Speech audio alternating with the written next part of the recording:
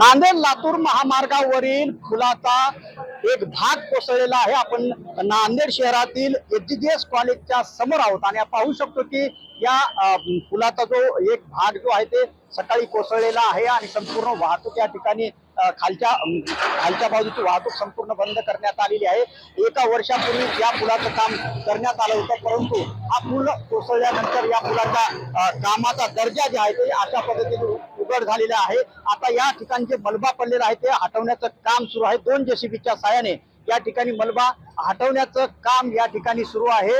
एका वर्षभरापूर्वीच या ठिकाणी या पुलाचं काम पूर्ण झालं होतं आणि या परिसरामध्ये एचजीएस कॉलेज आणि शासकीय रुग्णालय आहे आणि नेहमी या ठिकाणी मोठी वर्दळ असते।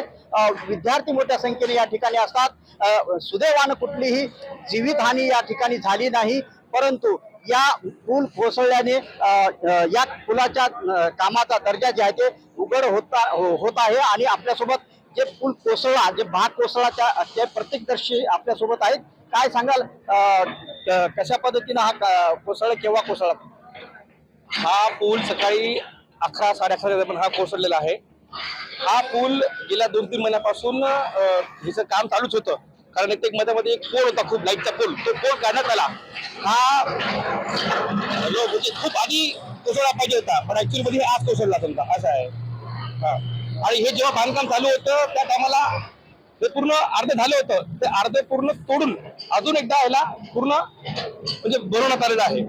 या ठिकाणी नेहमी वर्दळ असते, या ठिकाणी नेहमी वर्दळ असते, कॉलेजच्या ठिकाणी पूर्ण हॉटेल वगैरे येत असतात, मुलं मुली इथे जात येत राहतात। तर हा म्हणजे अत्यंत एकदम खूप वाईट गोष्ट झालेली आहे।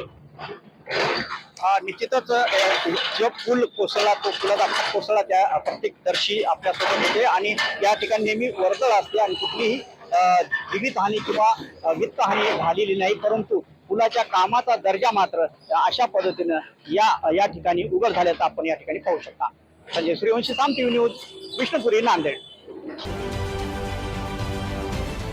महाराष्ट्रातील सर्व बातम्यांचे विश्वासार्ह व्यासपीठ, सकाळच्या सर्व सोशल मीडिया प्लॅटफॉर्मला लाईक, फॉलो आणि सबस्क्राईब करा।